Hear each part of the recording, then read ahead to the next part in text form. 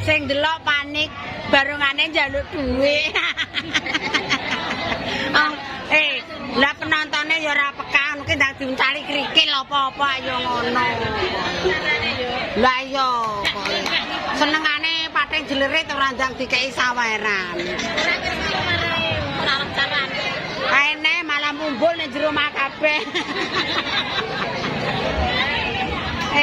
Wong ra mudeng barongan njaluk dhuwit ra diurusi. Ari ngantuk. Iki disiarno sawar-sawar. Oh yo enek-enek ngono kuwi nglathuk. Mbak Wati mang ning ndi Kar? Oh anake kok Tomar ra nguyuh kek kok. Randy malam. Malam, semangat Pak. Oke. Wonge jentit kamang dibreki sapa ning kono kalau bojone Jiyo. Mriki ningali napa jenengan? Gua. Oh, gua. Heeh. Hiburane niki napa niki? Barongan. Oh, nggih.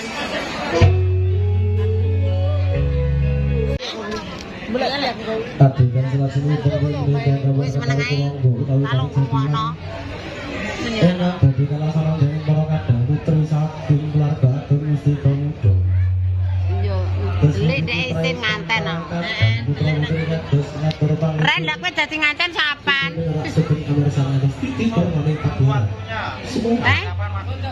Rabi sawana enek perawan akeh kene. Rondo sela wong rondo ya padha ae kok. Rondo sela le ya. Nek umur 70 long matine lho.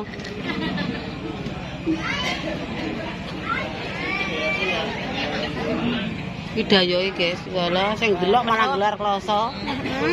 Hidayohe sanggo wong kabeh marai urung cagut. Gede ana sithik. Gede sithik sampean ngono. Wong ora metu-metu jaranane kok. Ayo ayo klumpuk-klumpuk diadung awak metu sak jempolane.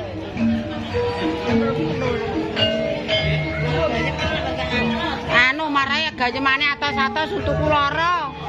Sampe ora nek kacang dimut tapi. Untukku mentol Kar.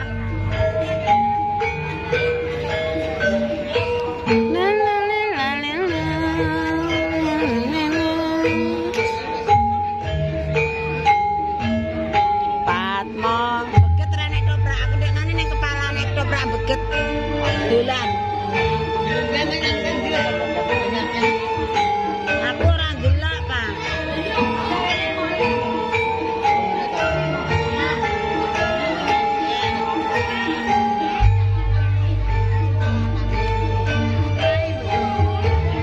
Kemang apa ndelok pawon? Wah.